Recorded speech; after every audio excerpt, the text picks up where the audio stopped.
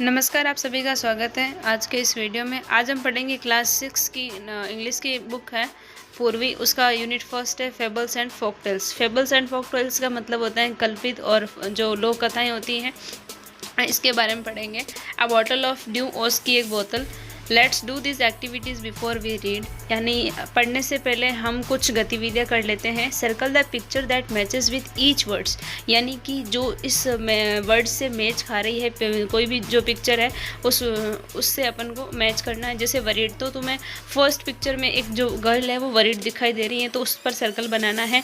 Check your answers by sharing them with your teachers, with your classmates and teachers. अपने classmate और teachers के साथ वो share करें। प्लांटेशन का मतलब वो पौधारोपण, जो आपको दिखाई दे रहा फर्स्ट पिक्चर के अंदर।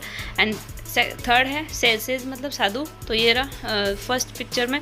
फिर सेकंड है इसमें फ्रूट सेलर है, और इधर है फोर्थ में सरप्राइज। सरप्राइज का जो सेकंड पिक्चर आपको नज़र आ रही है वो सरप्राइज है। सरप्राइज का मतलब आश्चर्य होना। Answer these questions and discuss with your classmates and teachers. इन प्रश्नों के उत्तर दीजिए और उनको अपने सहपाठी और टीचर्स के साथ में चर्चा करें। थिंक ऑफ ए टाइम, यानी एक समय की कल्पना करें। व्हेन यू वर्क हार्ड, जब आप कठिन मेहनत करते हैं। What did you do then, और तब आप क्या करते हैं। How did it help you, ये आपकी कैसे मदद करता है। How did it make you feel, और ये किस तरह से आपको महसूस करवाता है। तो ये सारी चीज़ें हैं इसमें। इसका फर्स्ट पार्ट अपन पढ़ते हैं। तो इसका जो आंसर है अपन दे सकते हैं कि जब अपन कठोर मेहनत करते हैं तो हमें अच्छा फील होता है। हम किसी भी चीज़ को और ज़्यादा करते हैं, तो ये सारी चीज़ें हैं। फिर नेक्स्ट है फर्स्ट पार्ट है let's read.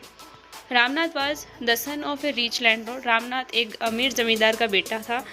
His father left him large tracts of lands when he died. Large tracts of lands का मतलब है बहुत बड़ी ज़मीन का हिस्सा। Large area of land मतलब बहुत ज़मीन का बहुत बड़ा हिस्सा छोड़ के गए जब उसके पापा मर गए थे। But Ramnath did not spend even one day looking after his land. लेकिन रामनाथ ने एक भी दिन इसकी देखभाल के लिए नहीं बिताया। कुल मिला के इतनी बड़ी ज़मीन थी, तो उसकी देखभाल के लिए एक भी दिन, कुल मिला के उसमें फसल वगैरह नहीं बोई थी, और जिस वजह से वो ज़मीन वीरान पड़ी थी।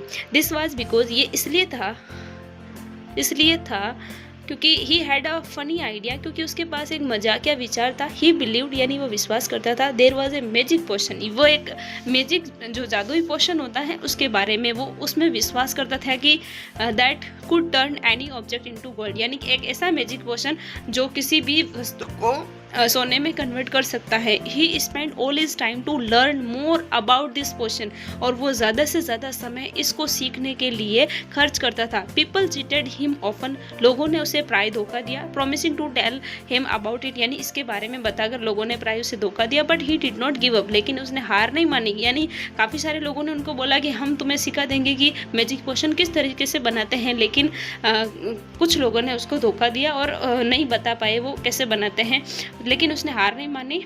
हिज वाइफ मधुमती, उसकी जो पत्नी है Madhumati, was tired of this, यानी उसकी पत्नी इन सब चीज़ों से काफ़ी ज़्यादा थक चुकी थी। एंड ऑल्सो वरीड बिकॉज सी सा how much money Ramnath was spending, यानी वो बहुत ज़्यादा चिंतित भी थी क्योंकि उसको पता था कि रामनाथ किस तरीके से बहुत सारा धन इस मैजिक पोशन को सीखने में खर्च कर रहा है। सी वाज श्योर, वह श्योर थी that soon they would be without money, यानी बहुत ही जल्द ही वह कंगाल हो जाएंगे, बिना पैसों के हो जाएंगे।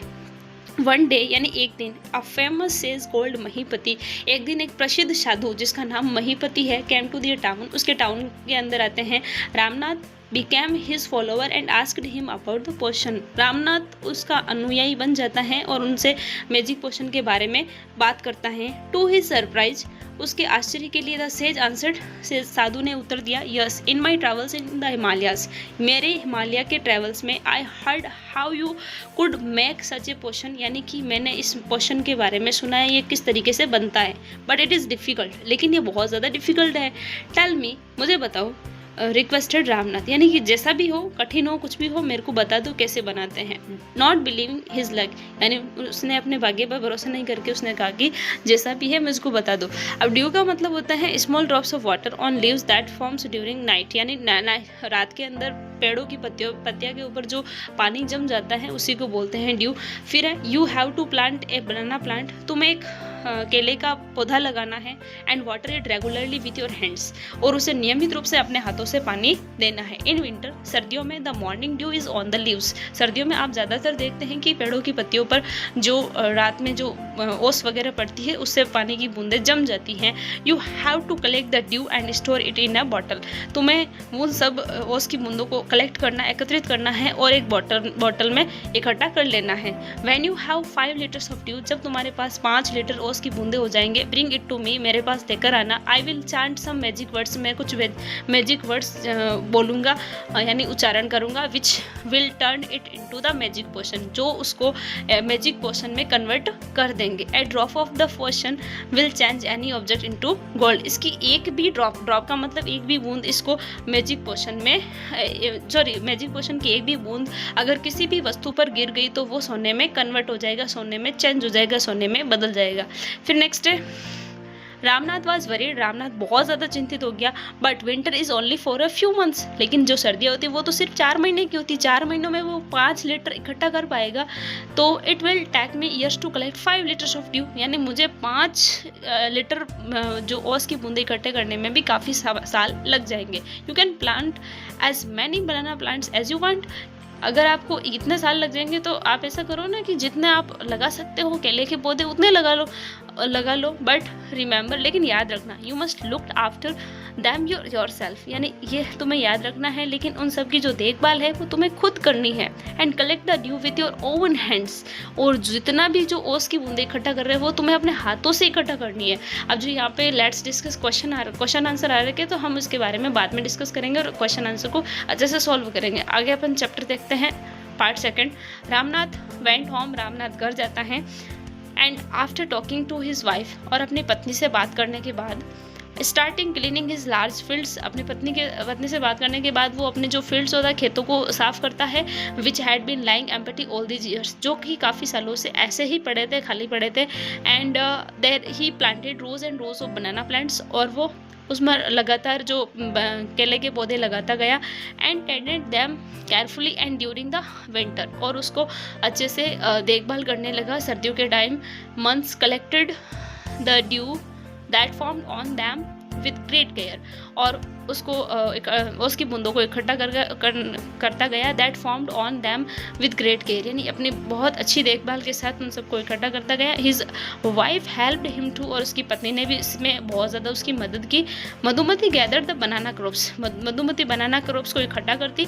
And took it to the market and got a good price for it, और मधुमती उन सब बनाना को मार्केट में लेके जाती और अच्छे दामों में उसको बेच देती। ओवर द ईयर्स, काफ़ी सालों बाद, Ramnath planted more and more plants, Ramnath ने काफ़ी सालों के बाद बहुत ज़्यादा जो है पौधे लगा दिए केले के, बहुत ज़्यादा बड़ा प्लांटेशन बन गया।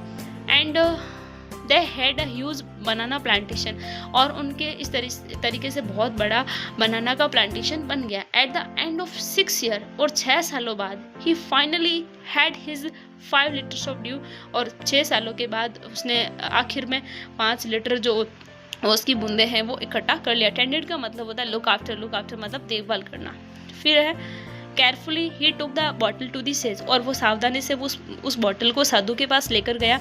द सेज स्माइल, साधु मुस्कुराए। And muttered something over the water, और उसने पानी के ऊपर कुछ उच्चारण किया। Then he returned the bottle and said, और उसने कुछ वापस उस बॉटल को रामनाथ को दे दिया और कहा ट्राई इट आउट, और इसको कोशिश करो।